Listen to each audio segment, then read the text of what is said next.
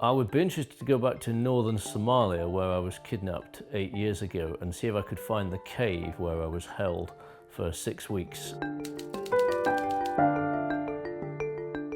I scratched my name in there on a piece of rock one day, and I would be interested to see if it's still there, although as far as I understand, that area is still too dangerous to go to, so it may have to wait for another few years. I went to Timbuktu back in 2013 when the French liberated it from Al-Qaeda, and I'd very much like to go back there.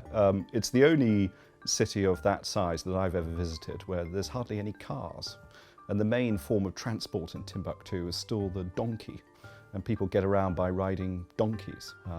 And the geographical position of the city is extraordinary because it's on the very fringe of the Sahara.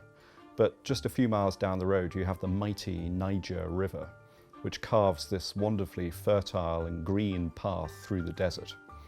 So just in terms of geography, apart from history, it's a remarkable place. I think a little Indian village called Ananagar is the place that I would go back to. It was the place I first ended up in 2004 covering the big Boxing Day tsunami that killed people from Indonesia to Kenya. I arrived there to find the funeral pyres burning on the beach and this man staring out to sea, still wondering how this wave had come along out of the blue and taken his entire family away. It's a story that's always stayed with me, and I'd love to go back and see how that community's rebuilt its lives, rebuilt itself, if indeed it really has. So I would most like to return to Syria, specifically probably the northern part of Latakia. It's mountainous and it's like war had come to the Garden of Eden. There was rockets landing in gardens filled with pomegranate trees and orchards of oranges, and just incredibly sad to see what's happened to that country, but also important to see where it goes.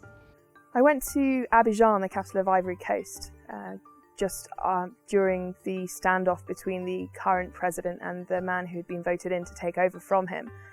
It was so dangerous when we arrived. We chartered a helicopter to fly in and were picked up sort of on the tarmac by French soldiers because it was simply too dangerous to be anywhere else, and journalists had already been attacked in their hotel.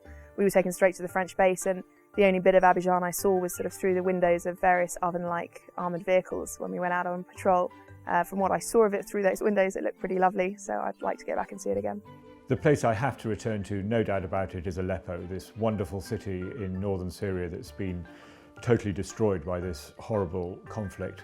The people are living in appalling squalor in the ruins of their houses, in the ruins of this ancient city, 6,000 years old. And now, of course, journalists like me can't go there. We are at threat. Friends and colleagues have been kidnapped and killed, as everyone knows.